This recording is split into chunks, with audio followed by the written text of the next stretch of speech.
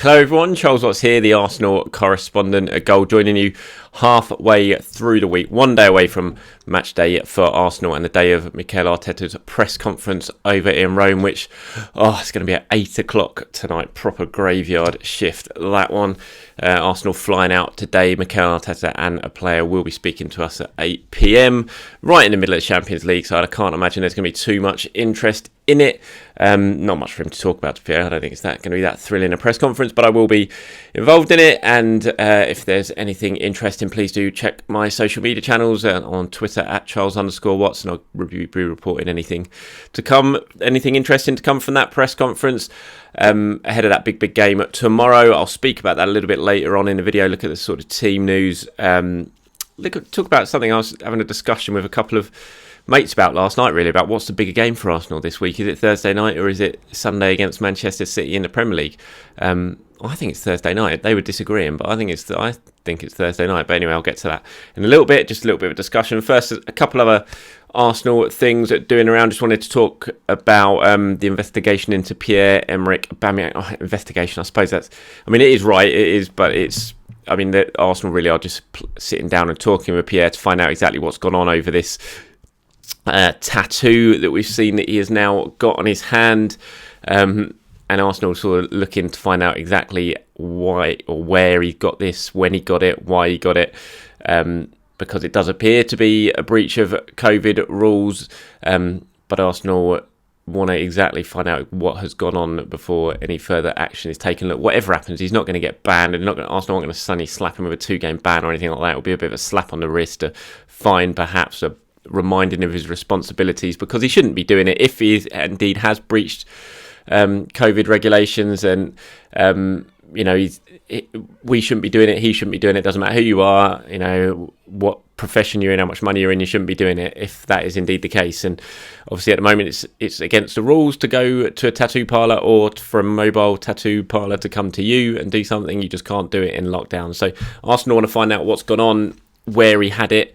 He did obviously have a leave of absence recently to go and see his ill mother. Whether he had it while he was away, we don't know. And if that is the case, maybe there is a little bit of a bending of the rules, because it depends where he was when he had it done. So Arsenal just want to know exactly what's gone on, and then they'll be deciding what further action, if any, to take with Auba. But like I said, they're not going to hit him with a ban or anything like that. It's a little bit of a distraction, especially after such a good game at the weekend, him scoring a hat-trick. Probably not the real headlines that he or Arsenal wanted, but I think he's just got to accept whatever comes his way from this one and move on. It was not the cleverest thing to do, certainly not to have it banded all over social media on the tattoo artist's Instagram story. But yeah, he's a footballer. These things happen. We've seen it happen time and time again. It's not just footballers who do it, everyone does it, but when a footballer does it, it becomes much more of a story because of how high profile he is. So Arsenal looking into that with Auba. We haven't heard yet what the outcome of their talks with him has been. If we hear, then I'll certainly report it. But I'm not expecting anything major to happen when it comes to Aubameyang. It will either be, like I said, a bit of a slap at the wrist, a reminding of responsibilities, and potentially a little bit of a fine. We'll have to wait and see. I'm sure Mikel will be asked about it at the press conference later on this evening. It'll be interesting to see what he has to say about that, because Arteta has spoken in the past about the need for footballers to be aware of their responsibility as role models and things like that during this pandemic, and to stick to the rules, because if everyone else in the country has to do it, then they have to do it as well, and that obviously includes Pierre. So we'll find out exactly what's happened with that. Obviously he wasn't wearing a mask or anything like that during the sitting with a tattoo artist. They were very, very close together for that. The tattoo artist wasn't wearing a mask either, so it didn't look particularly clever, and yeah, I'm sure it will be sorted one way or the other. Arsenal did release a statement on it yesterday, just a very brief one, just saying we will speak to the player about this matter and establish what has taken place. So they were just very keen to find out all the facts before anything sort of further was said or any further action was taken. Like I said, if we do hear any more of that, then I will report it. And if Mikel Arteta has anything interesting to say about it later, then again, that will come out at the press conference and you'll see that on my social media feed. Very good news ahead of potentially not tomorrow night's game, but certainly the weekend and the season as a whole for Arsenal is that Kieran Tierney is now back in training.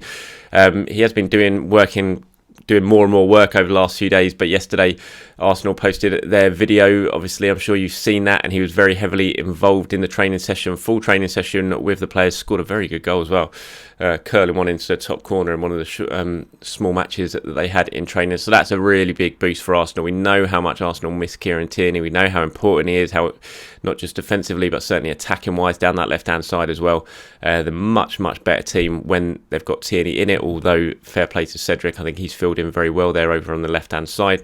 But we know as soon as Tierney's fit and available, he will come straight back into the side. Whether that is on Thursday night, I think you probably err on the side of caution on that one. As important as he is, I think you don't throw him straight back in when he hasn't played for a couple of weeks and he's probably finding his way back to full fitness still. I think maybe you look ahead to the Sunday game against Manchester City when Tierney could possibly return. You just don't want to take any risks with him, do you? We've already seen he has had his injury problems in the past, and you don't want to throw him back in too early. But it's very, very good news for Arsenal, and you can see by the reaction on social media just how happy fans are that he is getting back to full fitness again. We'll find out later today who has travelled to Rome for the first leg, whether he has done that, and then Mikel will certainly, I'm sure, be asked about him again in terms of how close he is and whether he considers him ready for a return to the first team just yet, or thinks he needs a few more training sessions before he can really be considered for a place. I don't think, like I said, he'll go straight into the game on Thursday night. I'm expecting Cedric to start that one. I just think you do err on the side of caution with Kieran. You don't want to take any risks with him until he's absolutely fully fit, but still excellent sight. Really good to see him back in training, and I'm sure it was a sight that will bring a lot of happiness to a lot of Arsenal fans out there. So just more on tomorrow night's game, and this is what I was talking about with a couple of mates yesterday, and I was just intrigued to see what you think about it. So please do, once you've seen this, let me know your thoughts in the comments below. But what is the bigger game for Arsenal? Because they've got two massive games this week. In fact, when you look at the next sort of 10 days or so, it's Thursday night Benfica, Sunday Man City, Thursday night Benfica, following weekend Sunday Leicester City. I mean, massive games for Arsenal, 4 huge ones. Which ones do you prioritise in that? What's bigger for Arsenal now, the Premier League or the Europa League? Are Arsenal going to get in the top 4? I mean, it's not out of the realms of possibility yet, but it's looking doubtful. So is the Europa League more important now, even though we've still got 3 months of the Premier League to go? It's a really interesting debate, I think. And I actually think the Europa League is probably more important than the two now. I still feel this is a transition year for Arsenal. I know a lot of you hate that, but I do still see it that way. We're seeing lots of players still going out. We saw that in the January transfer window. Mikel's still getting his points across. I'm already looking forward to next season. I really am looking forward to it. I think we're going to see some really good things from Arsenal next season. I just think it's a big ask for them to get in the top 4 now, given the poor first half of the season they had. I think it's a big ask. They've got a lot of teams ahead of them, teams with games in hand, things like that. So I think you surely now you do start to prioritise the Europa League a little bit, don't you? So when you're choosing your teams, say for this week, for this game against City and against Benfica, you know you're not going to be able to play the same team in those. You're going to have to rotate. So which one do you rotate for, and which one do you go full strength? Do you go full strength on Thursday night against Benfica in the first leg, or do you rotate a little bit with the game against Manchester City in mind?